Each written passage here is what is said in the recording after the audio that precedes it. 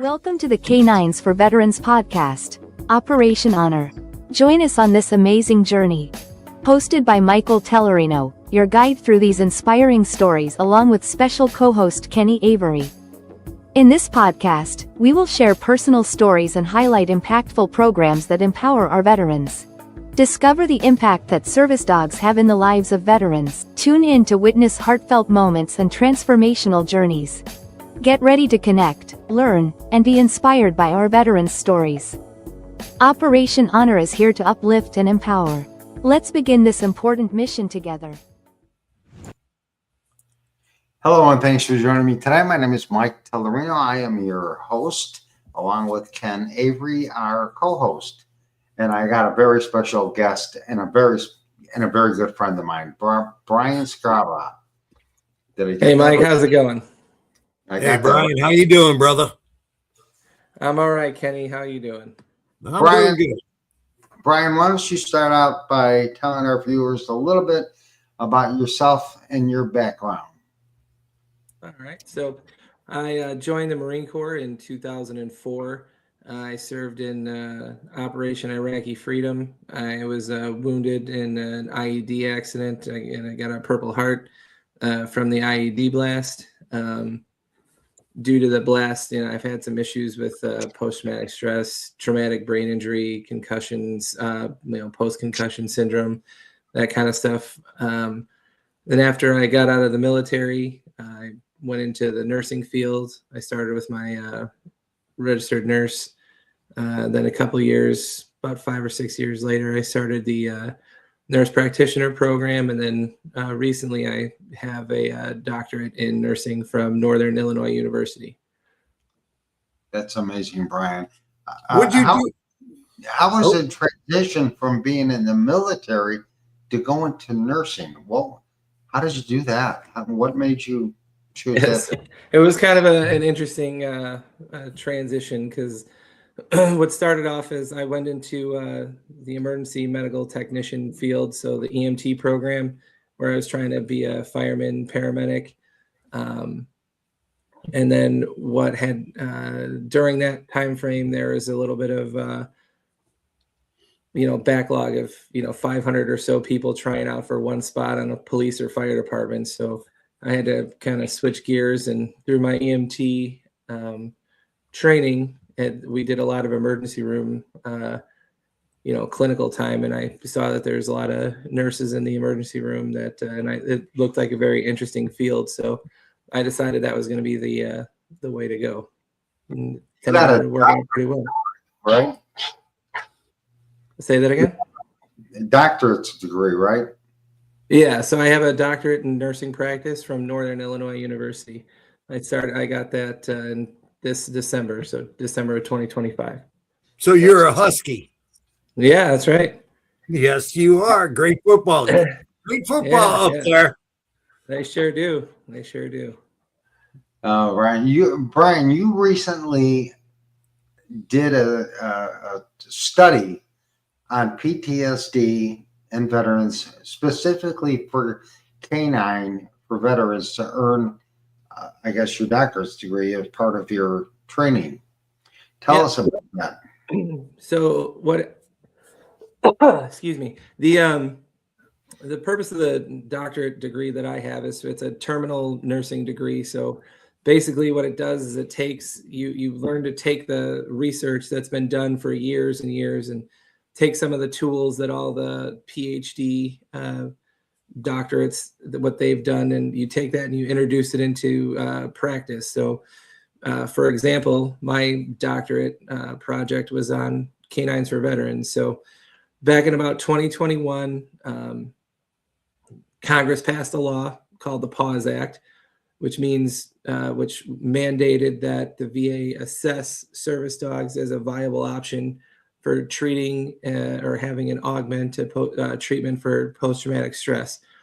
Currently, and still to this day, the VA doesn't support service dogs as a viable treatment option for post-traumatic stress.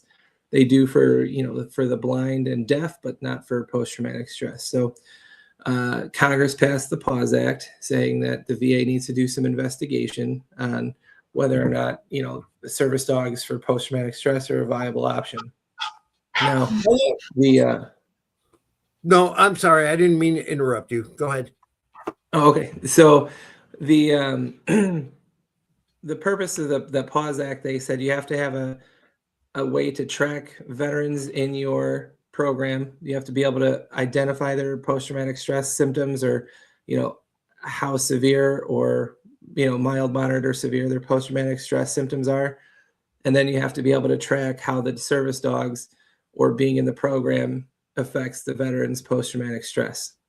And so that's what I did, is I implemented a screening process based on all the available tools that have been studied in the past, took it and implemented it into Canines for Veterans, so that we can have scientific numbers that show that the program works.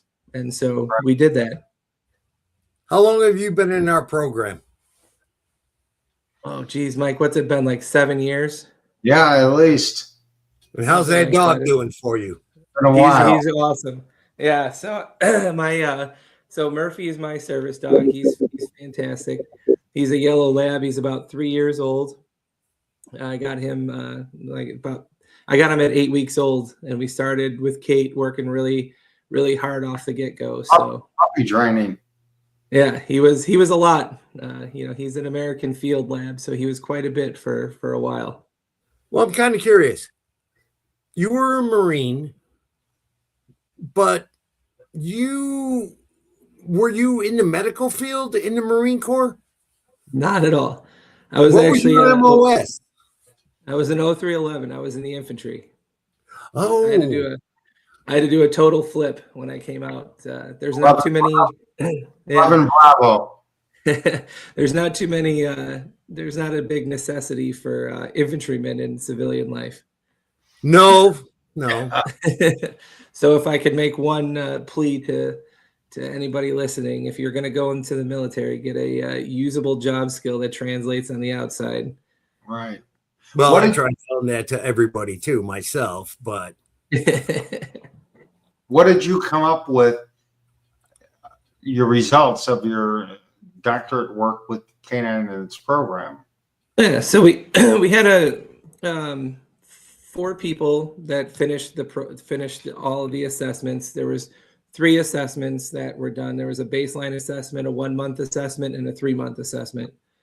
And so the numbers pretty much showed that throughout the program, the veterans have improved their post-traumatic stress symptoms. So what that means is every time you go to the VA or one of the doctor's offices and you're getting assessed for depression, anxiety, post-traumatic stress, they give you a little survey, and it's, you put the 0, 1, 2, 3, 4, and then they add everything together. So what we did for Canines is we had the guys and girls take the symptom tracker for post-traumatic stress adapted for veterans. And we had them take that before they even got a dog, after they've been in the program successfully for a month, and then at the 3-month mark. And we had pretty noticeable, success with, one of our law enforcement participants, she dropped her post-traumatic stress score by an astounding 20 points. Wow. Which is, and in scientific terms, a 5-point drop is a response to treatment, and a 10-point drop is like a holy cow, statistically significant drop, meaning this is really, really working. So if we can, the more research we get and the more information we can gather from our veterans in the program, the better we're going to be. We can show how effective the dogs are, because we all know that the dogs work for our veterans with post-traumatic stress. We just have to be able to prove it. And so this is a good way to show both donors, politicians, people that, in the medical field, that, hey, this does work. We can talk about it, until we're blue in the face, but sometimes people need to see numbers, and this was a really good way to do it. Do you think they'll ever pass that Pause Act where they'll make the VA sponsor or officially pay for a service dog for a veteran? I think it's it's on the way. It's going to take, just anything that gets done through the federal government is going to take a while. So they're coming up on the 5-year mark since they passed that Pause Act, to where within the 5 years they had to start pilot programs. So based on my project, canines, when they come to Illinois and say, hey, we have the ability to take a pilot, we have the ability to have a program that can, the VA can fund service dogs for veterans. Canines for Veterans is now eligible for federal grants based on the processes we have in place. So that was the only key component you guys have been missing for the federal grants. So it's in place now. Well, that'd be great if they could do that, because Brian, you know yourself what these service dogs mean and how they could change the life of a veteran firsthand. You've been on the road, you've been without a service dog, and you have a service dog. Why don't you tell us what changes it made for you in your life? Sure. So for me specifically, it's having another a companion to go with you places when you don't necessarily want to go somewhere by yourself, or having that extra set of eyes on you to make sure that you're doing okay. What was one of the funny things is I trained Murphy because I kind of mess with my hands when I start getting nervous, and that's one of my tics when I start getting a little anxious. And when we were at graduation for the doctorate degree, I started messing with my hands and clapping, and he jumped up on top, trying to help me out. So I was like, oh man, this was quite an interesting. I keep your hands yeah. So, my dog does the same thing. Yeah. So and it's nice having him around, because he kind of breaks. If you're really kind of nervous, or instead of staring off into space, you got something else to keep your mind occupied on. So, or instead of just kind of being shy in the corner. Sometimes the dogs, people gravitate towards them, which is interesting, because most of the guys that go out in public really aren't wanting to socialize. But part of the deal is, the dogs draw attention, so you kind of have to. You don't have a choice. Yeah. Rather than just walking away from the person, you're forced to have a conversation with somebody that typically you would have said, "Oh no, we're in." Right." And so there's a lot that goes into it, and then having a group for having the group Canines for Veterans, have the family environment, have a group of men and women that have served, both in law enforcement and fire. It's really remarkable that you can find that missing group that you're kind of, when you get out of the military, that you didn't have, or that you don't have after you get out. So having everybody kind of in that group makes a big difference for a lot of people. Sure Canine's pretty much, in my world, it's still that military structure type thing. Sure. Yeah. There's accountability, you get what you put into the training. You got to have that. You got to have that structure part of our lives, because we kind of lose it a little. Yeah. And it gives you a little purpose. You were talking about how to get this Pause Act and everything.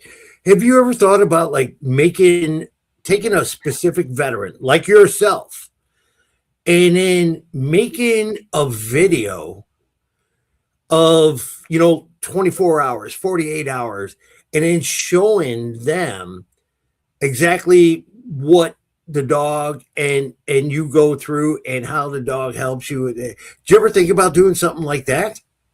Not in that depth, but that's a really good idea.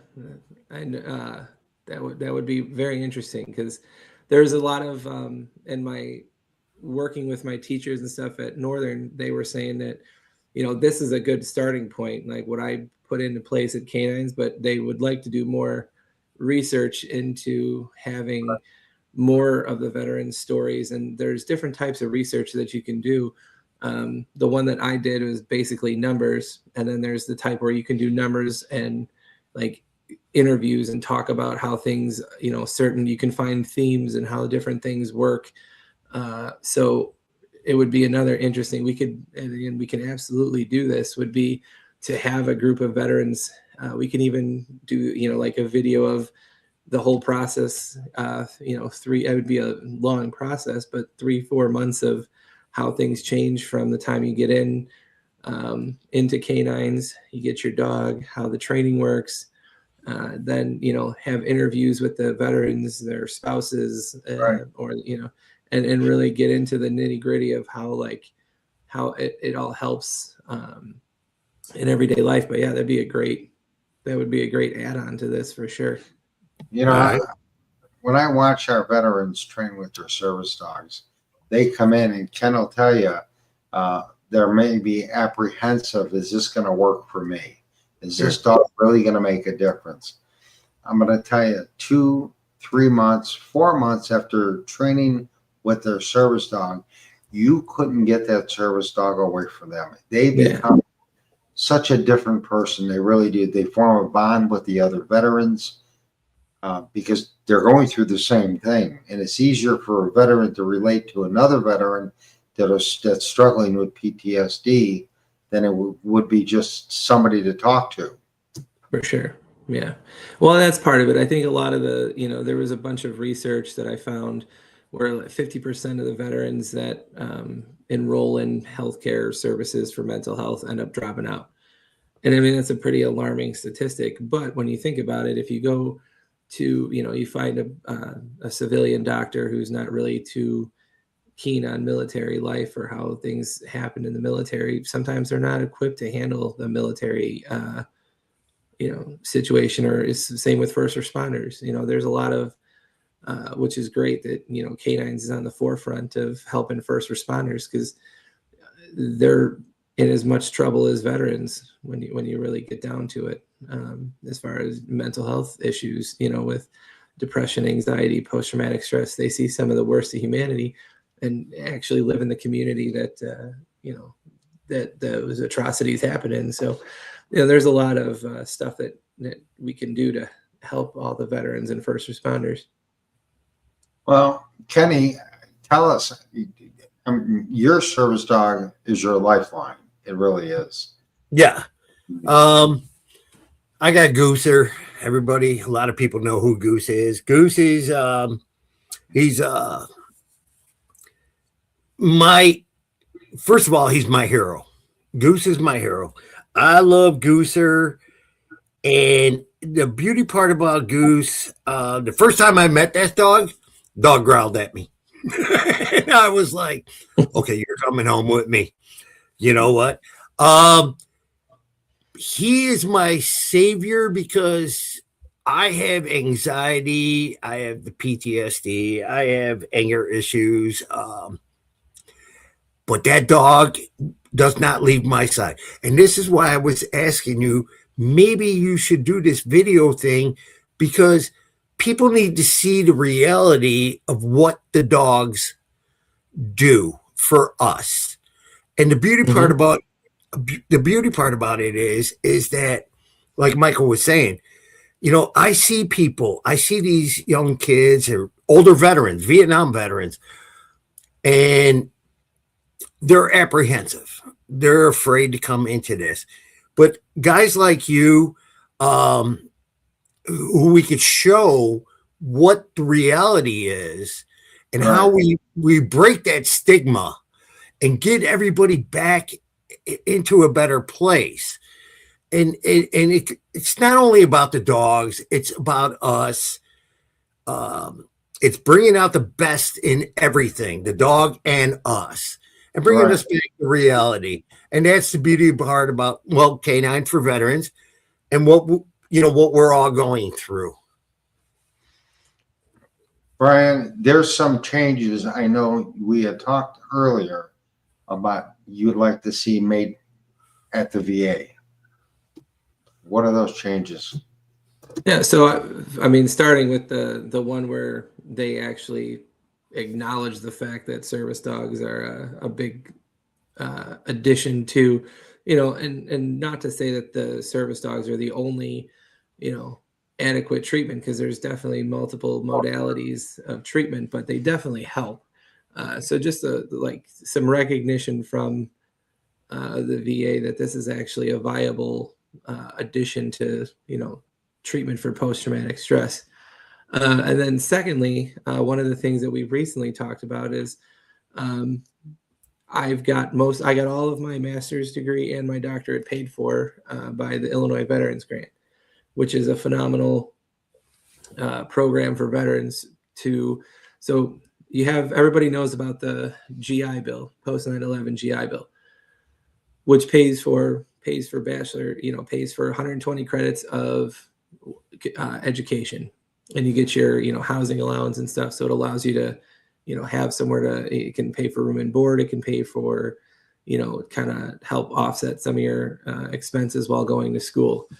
And so that's a great, that helped me get through my bachelor's degree. And then once I started working as a nurse, I still had 120 credits from the state of Illinois to work on my master's and my doctorate. And so I still have, I think, 34 credits left. So my thought process was, okay, so what am I going to do? What can I do with that? Well, I pretty much exhausted what I can do as far as education goes, but I could pass on those education and benefits to my wife, who could take classes to help educate, get her educated on some of the stuff we're working on. We recently started our own business together. So it's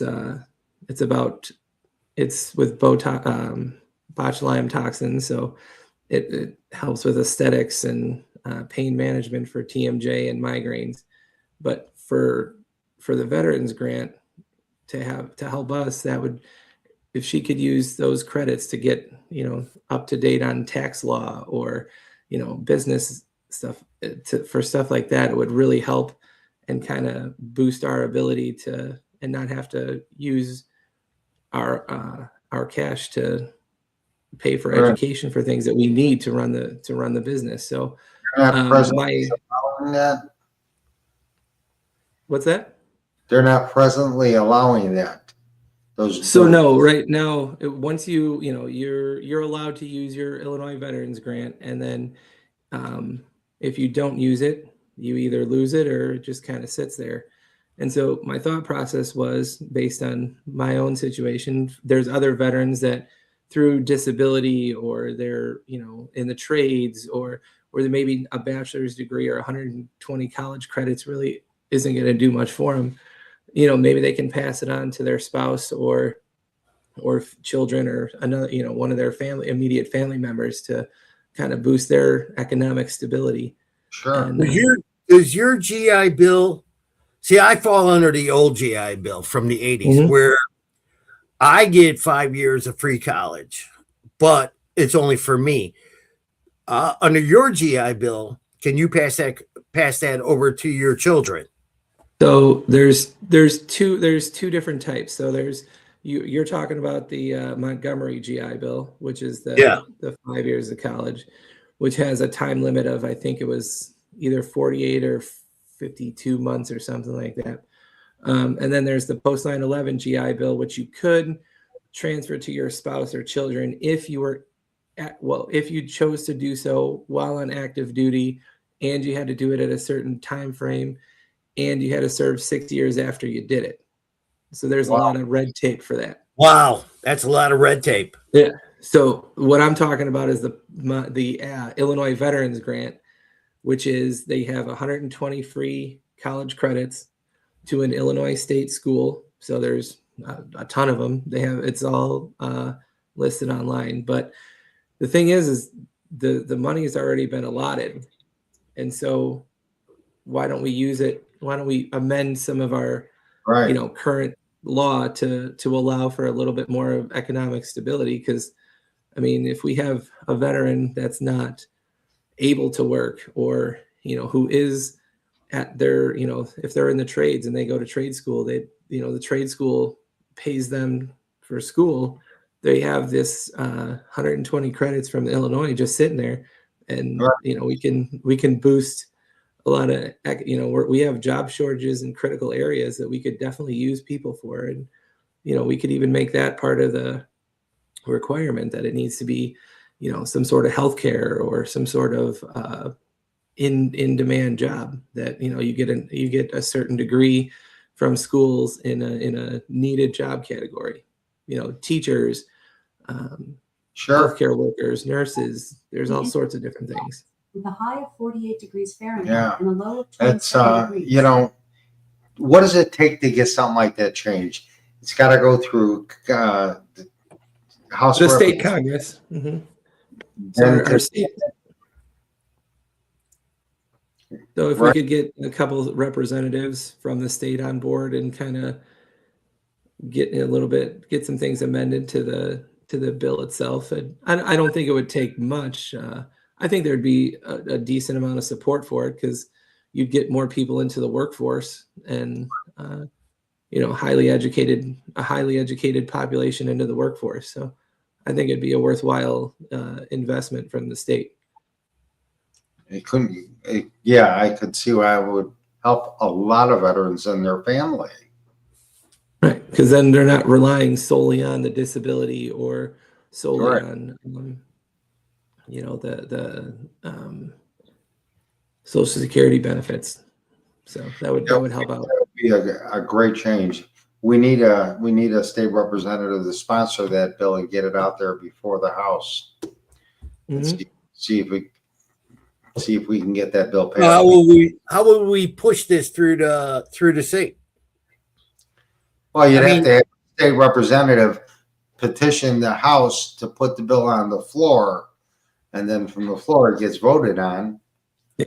If they even want to hear the bill, and then from there it grows legs as it goes. We would just need somebody to introduce it to one of the committees to get it going. Right. And the thing about it is the money's already allocated for each veteran when you come back. They have the residential requirements and stuff. So there's guys that, men and women that have these, ton of credits that are just sitting there and they're not, there's nothing that they're going to do with them for whatever the reason is. But there's. Well, my question is to you. Yeah. How do veterans know that they're entitled to this? How do they find out about this? Yeah. And who's going to tell them about this? Well, you're looking at them. So, all right.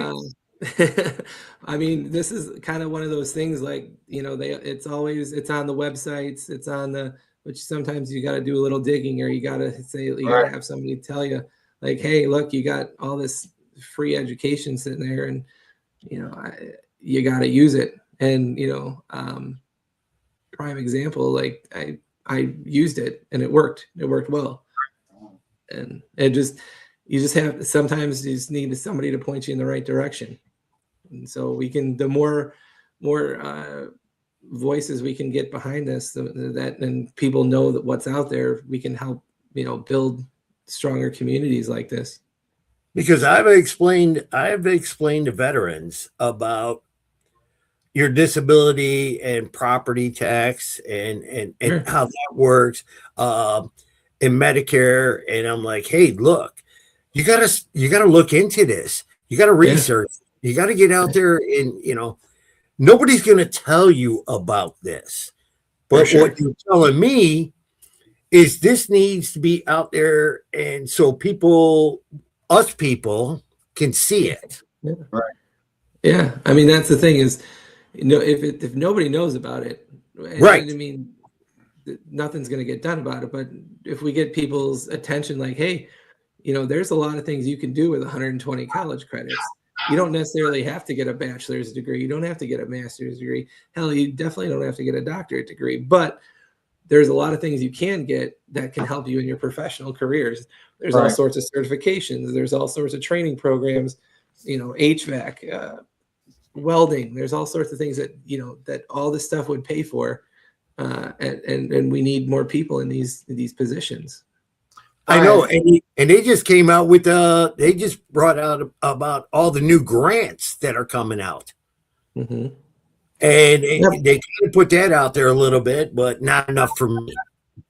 Yeah. Well, and that's the thing. If people don't know that it's out there, they're not going to be motivated to do it. But I mean, I can assure you it's really, if you call up the college and say, hey, I'm a veteran and I want to get involved with the Illinois Veterans Grant, they have an office for veteran services for students that'll point you in the right direction. Right. Yes, Absolutely. they will. Tell me a little bit about the business you started. I'm really curious about Botox, how it helps with pain, though. Okay, so the business that my wife and I had started is it's called Rid and Refine. It's a business based on the botulinum toxin. So the brand name that everybody's familiar with is Botox. There's several other brand names that have the same efficacy, but the idea is that some of the, especially for pain. So the idea for the whole business came up. My wife has issues with her jaw with the TMJ joint. It clicks and causes a lot of pain.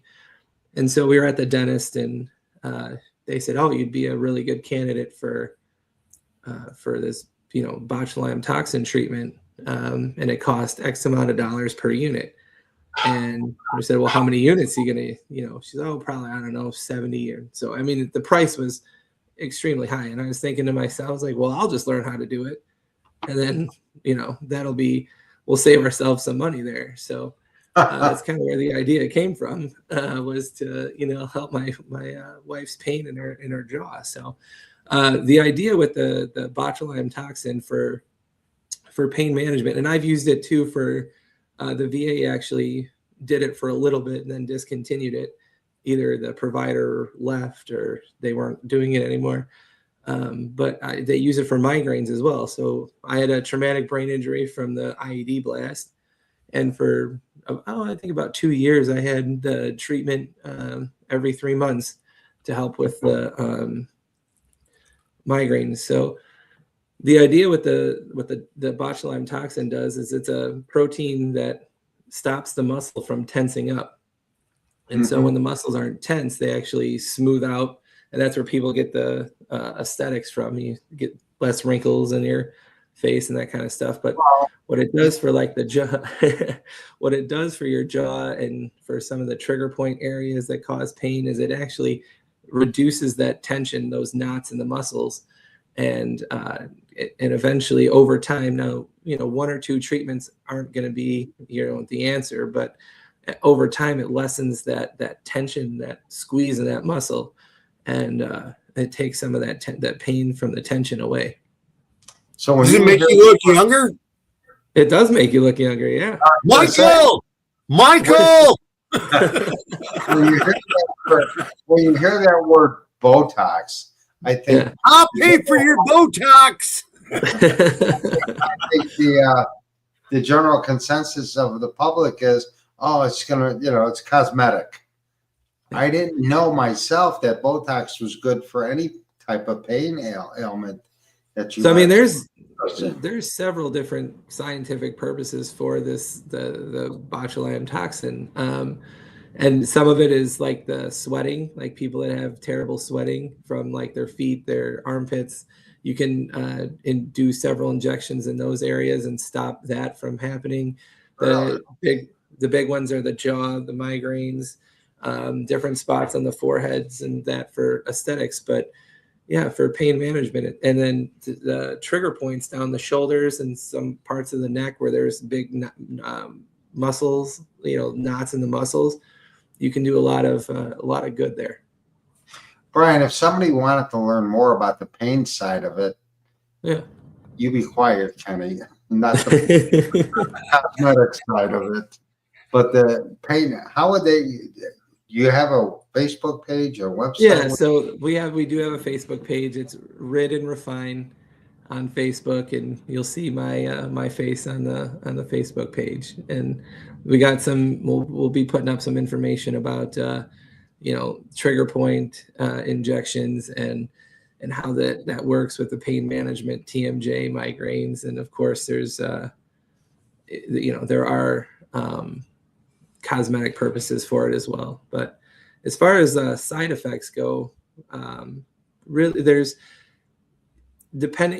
always risks with any medicine. So you got to make sure that you're asking your doctors if there's anything that, any reason that you couldn't get the injections. There's always a risk for bruising. Sometimes if the injection goes too low in one of the areas, you could drop an eyebrow or something, or but the idea is each individual person has their own assessment, and we make a very comprehensive plan to make sure that doesn't happen. But as far as the good thing with Botox is it's not, or the botulinum toxin, it's not a systemic thing, so it doesn't go throughout the whole body. It usually stays in the muscles that you're injecting. How long does it last? So there's a couple different brands out there. There's Botox, there's Xeomin, there's Dysport. They last about 3 to 4 months, depending. Generally, men need a little bit more units, and it lasts a little bit shorter just because of the strength of the muscles, and there's more muscle fibers. But about 3 to 4 months is the average. That's not bad. I would have never guessed that the word Botox is associated with pain. Really, seriously. No, well, that's always it's always been marketed as a cosmetic thing, Right. But there's both cosmetic and really pain management purposes for it. That's amazing. Brian, I want to thank you for being my guest tonight. You're Absolutely, anytime. You were fantastic, brother. Thanks, Kenny. And if people want to learn more about the Botox for pain, spell out that website or the Facebook Sure, page. it's Rid and Refine. It's RID and Refine, REFINE. Rid and Refine. On Facebook, of course, right? That's correct. Yep. We're on Facebook. If you got pain, it sounds like it's a sure win. Hey, Brian, Yeah. Brian, you gonna hook Michael up? Sure. Behave yourself. Behave yourself. Yeah. We'll Brian, see if we can get. Thank you, Brian, you've been fun, bro. And All right, not only it's a pleasure. thank you for all you're doing for our veterans as well, Brian. You're a good Same man. to you guys. God I bless you. appreciate All right, you too, brother. the organization. Take care, gents. Take care, guys.